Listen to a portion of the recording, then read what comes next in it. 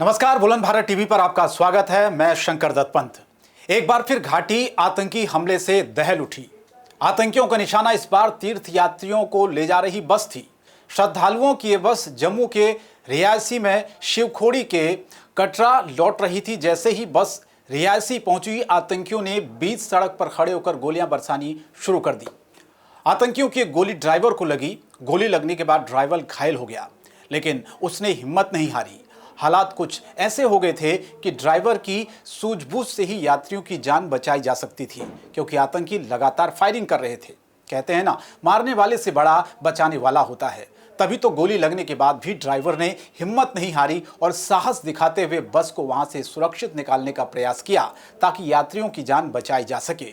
लेकिन फिर अचानक बस का संतुलन बिगड़ा और यात्रियों से भरी बस गहरी खाई में जा गिरी। हादसे में 9 लोगों की जान चली गई और 33 यात्री घायल हो गए। ड्राइवर की सूझबूझ से ही इन यात्रियों की जान बची, नहीं तो नुकसान कहीं ज्यादा हो सकता था। सूत्र बता रहे कि नकाबपोश आतंकी सेना की वर्दी में आए थे। हमला करने के बाद पास में जंगल में छिप गए।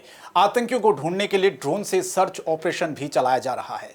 फॉरेंसिक टीम जंगल में छानबीन में जुटी। जंगल में आतंकियों को खोजना एक बड़ी चुनौती है, इसलिए यहां ड्रोन से पूरी निगरानी की जा रही है, ताकि जल्द से जल्द आतंकियों को खींचकर बाहर निकाला जाए। इस हमले के बाद सुरक्षा बढ़ा दी गई है। मां वैष्णो देवी के सभी मार्गों पर पुलिस के साथ साथ सीआरपीएफ के जवान गश्त पर लगे हैं। मां वैष्णो देवी भजन परिसर और अर्धकारी मंदिर परिसर के अलावा कई धार्मिक स्थलों पर सुरक्षा चाक चौबंद कर दी गई है।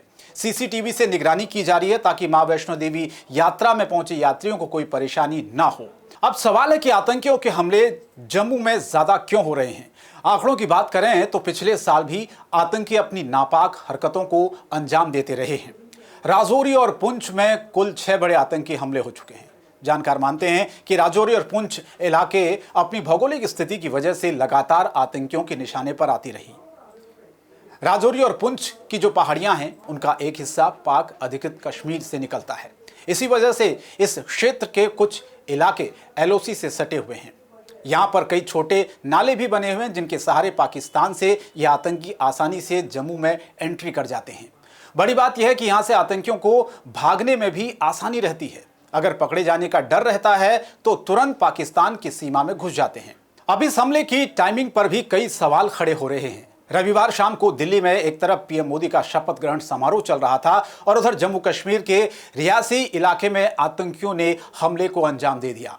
इस घटना को सीधे तौर पर प्रधानमंत्री मोदी को चुनौती के रूप में देखा जा रहा है, क्योंकि पीएम मोदी ने अपने तीसरे कार्यकाल के शपथ ग्रहण में पड़ोसी देशों बांग्लादेश, श्रीलंका, मालदीव, नेपाल, भूटान के राष्ट्राध्यक्षों को आमंत्रित किया। यही नहीं, समारोह में तमाम देशों के राजदूत और उच्चायुक्त भी शामिल हुए।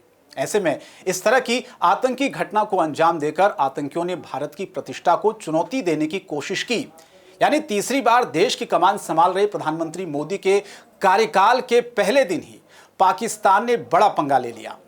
लेकिन पाकिस्तान को मोदी के पिछले 2 कार्यकाल को याद करना चाहिए। याद करिए, साल था 2019 में। लोकसभा चुनाव से पहले पुलवामा में हुए आतंकी हमले के बाद मोदी सरकार ने पाकिस्तान पर सर्जिकल स्ट्राइक करके दिखा दिया कि अगर हमें छेड़ोगे तो हम घर में घुसकर मारेंगे। आपको याद होगा, पीएम मोदी ने अपने शपथ ग्रहण में 7 पड़ोसी देशों को आमंत्रित किया था, लेकिन उसमें पाकिस्तान का नाम नहीं था। मोदी ने साफ संदेश दिया है कि तीसरे कार्यकाल में भी पाकिस्तान को लेकर उनके रुख में कोई बदलाव नहीं आएगा। पाकिस्तान भी जानता है कि इन भाड़े के टट्टू आतंकियों को भेजकर कुछ समय के लिए वो माहौल जरूर खराब कर सकता है, लेकिन उसे इस बात का भी इल्म होना चाहिए, जब जब उसने नापाक हरकत की, जम्मू कश्मीर में तैनात हमारे जवान आतंकियों को चुन चुन कर जन्नत भेजने में जरा भी देर नहीं करते। तो आखिर में हम तो यही कहेंगे कि सुधर जा पाकिस्तान, अब बदल गया है हिंदुस्तान। इस वीडियो पर आपकी क्या राय है, कमेंट बॉक्स में जरूर बताएं। ऐसे ही अन्य खबरों से अपडेट बने रहने के लिए बने रहे हमारे साथ, क्योंकि हमें बुलंद भारत टीवी ताकत आपकी।